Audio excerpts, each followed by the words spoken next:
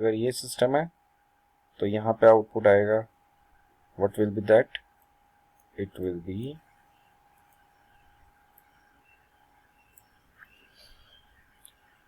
H1 will convolve with sum of H2 and H3. Okay, and of course it will convolve with, this whole thing will convolve with, Xn, X input, to give you the output. Okay, because these two are in parallel and this is in series, like this. So this will be the output Yn in terms of impulse responses H1, H2 and H3. Okay, we can simply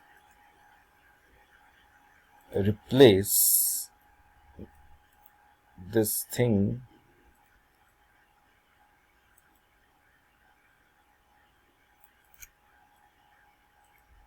like this. मतलब यहाँ पे x है, यहाँ पे y है, h, where h is equal to this thing, h is equal to this thing.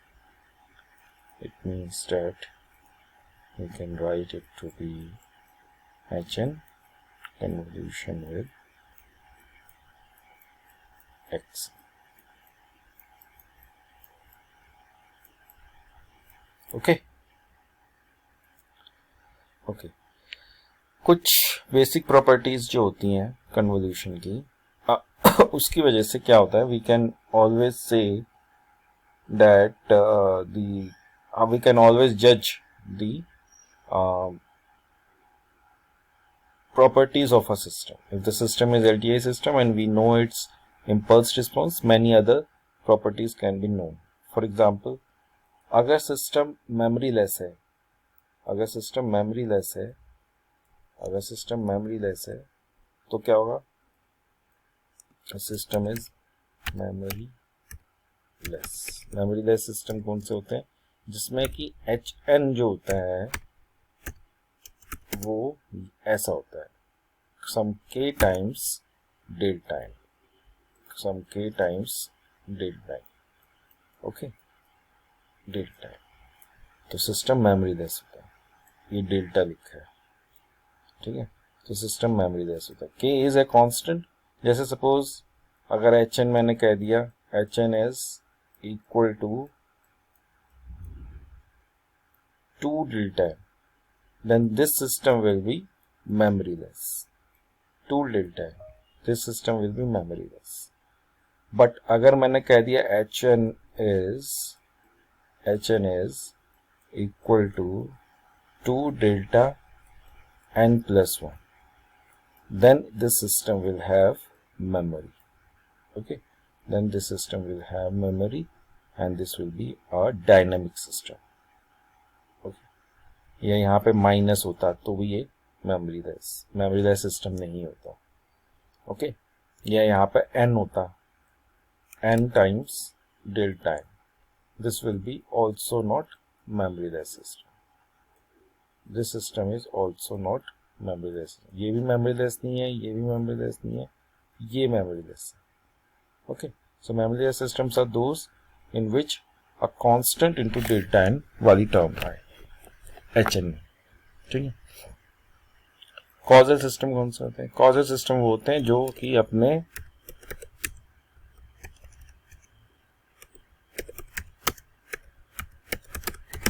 causal systems are those whose values depend upon, whose output depend upon the present value of input or the past value of input, not on the future value of input. future values पे depend नहीं करता.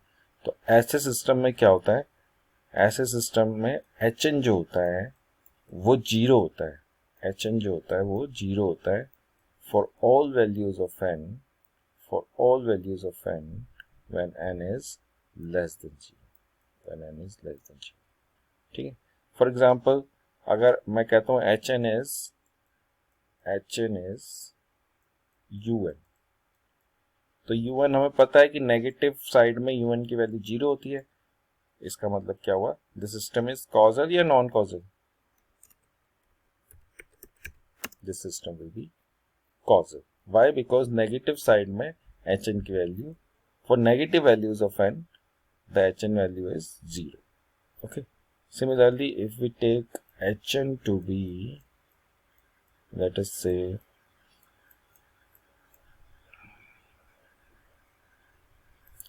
n u n plus 1, u n plus 1, ये ले। अब इसमें क्या है कि नेगेटिव साइड पे इसकी वैल्यू नॉन जीरो होगी, so this system will be non causal. ये जो सिस्टम होगा ये नॉन कॉजल, ठीक है, क्योंकि नेगेटिव साइड पे इसकी वैल्यू नॉन जीरो। हमें ऐसा होना चाहिए ना कि एच एन की वैल्यू जीरो हो for all values of N less than zero, but इसमें तो नेगेटिव साइड में इसकी वैल्यू है -1 पे इसकी वैल्यू -1 है, ठीक है, n इक्वल टू -1 पे इसकी वैल्यू -1 है। Okay, therefore this will be a non-causal system. Okay, this will be a non-causal system. Okay, अगर hn की वैल्यू ये है, hn की वैल्यू अगर 1 है for all values of n, for all values of n, okay, तो ऐसे case में भी it will be a non-causal system. Why? Because it will have zero value, non-zero values when n is negative, when n is negative. Okay, क्योंकि ये future values पे भी depend करेगा। जैसे ही n जो है नेगेटिव साइड पे नॉन जीरो होता है तो वो फ्यूचर वैल्यूज पे डिपेंड करता है, और ऐसे सिस्टम्स जो होते हैं वो एंटिसिपेटरी सिस्टम्स होते हैं। एंटिसिपेटिंग सिस्टम्स होते हैं जिस सिस्टम में hn की वैल्यू होती है non zero for n। Excuse me sir. हाँ, सर स्क्रीन फ्रीज हो गया है। स्क्रीन फ्रीज हो गया सबके लिए? No sir. हाँ, तो फिर आपके ना एक बार लॉग आउट करके लॉग इन कर दीजिए, आपके एंड पे ही हुआ है, ठीक है।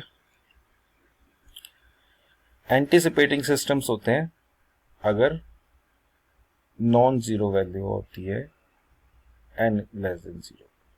ओके, ऐसे सिस्टम्स नॉन जीरो।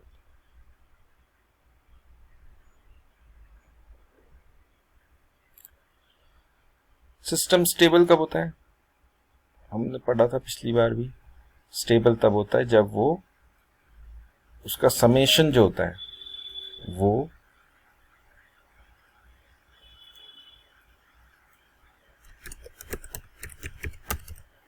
अगर स्टेबिलिटी, अगर सिस्टम का हमको देखना है स्टेबिलिटी, ठीक है, और वो LTI सिस्टम भी है। LTI सिस्टम तो होना ही चाहिए, तभी हम उसको स्टडी कर सकते हैं, ठीक है। अगर सिस्टम की LTI सिस्टम की स्टेबिलिटी कब देखी जाएगी? अगर HN की वैल्यू ऐसी होगी कि वो एब्सोल्युटली समेबल हो।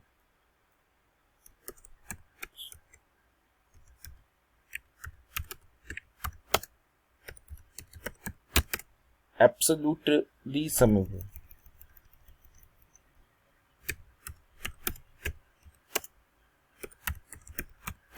एब्सोल्युटली समेबल जब होगी तो सिस्टम जो होगा वो स्टेबल होगा। एब्सोल्युटली समेबल मींस कि अगर उसका जो सम है एब्सोल्यूट वैल्यूज का, HN का,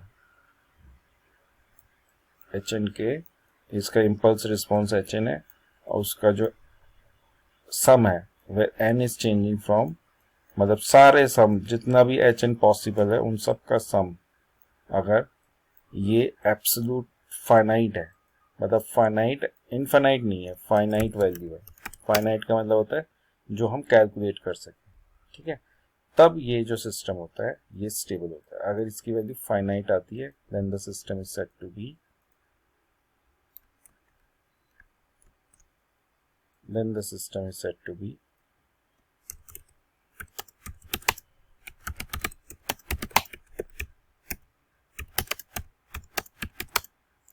stable.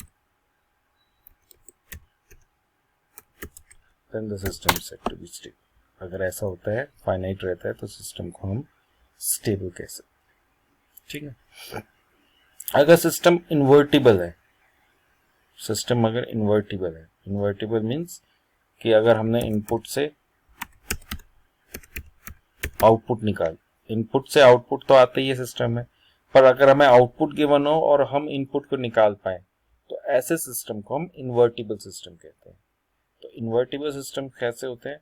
इन्वर्टिबल सिस्टम्स में क्या होता है कि जो HN जो होता है, उनका जो HN होता है वो इस तरीके से होता है कि देयर एग्जिस्ट अनदर H1n, एक और H1n एग्जिस्ट करता है, सो दैट को हम लिखते हैं सच दैट कि HN convolution with H1n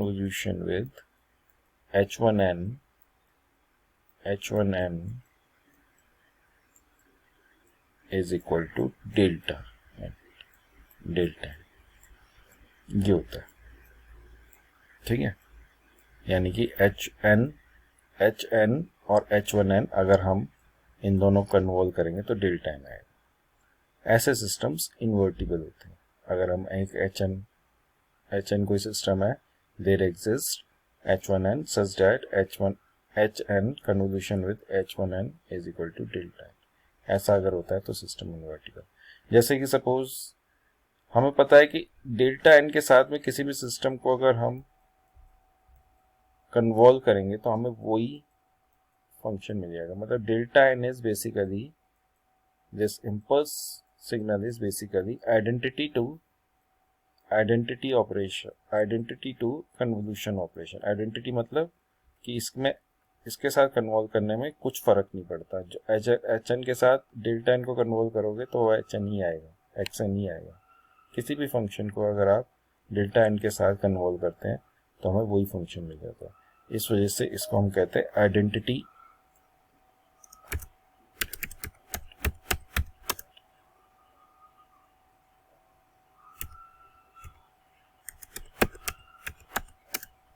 इसे हम आइडेंटिटी ऑपरेटर कहते हैं with respect to convolution.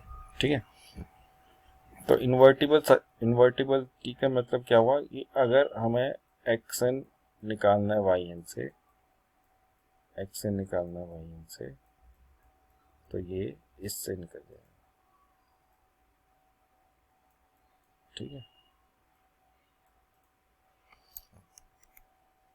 Suppose अगर फॉरवर्ड हम सिस्टम लें, फॉरवर्ड सिस्टम में क्या होगा? फॉरवर्ड सिस्टम में output YN will be equal to X convolution with H। Okay, ये होगा आपका आउटपुट। लेकिन अब आपको एक सिस्टम बनाना है जिसमें कि आपको X इनपुट हो और आपको Y आउटपुट मिले। ठीक है, Y आउटपुट मिले, यानी कि अगर इसका इम्पल्स रिस्पॉन्स H1 है तो इसमें आपने इनपुट दिया Y और ये होना चाहिए इन्वर्टिंग। ठीक है, अब अगर इसमें हम Y की वैल्यू डाल देंगे ऊपर से तो हमारे पास क्या आ जाएगा? H1 convolution with X convolution with H, ये आ जाएगा। या इसको आप ऐसे भी देख सकते हो। कैसे? क्योंकि ये कम्यूटेटिव होता है, इस वजह से हम H1 convolution with H convolution with X भी लिख सकते हैं। ठीक है, और इन दोनों का कन्वोल्यूशन डेल्टा है, डेल्टा होना चाहिए तभी ये पॉसिबल है, बिकॉज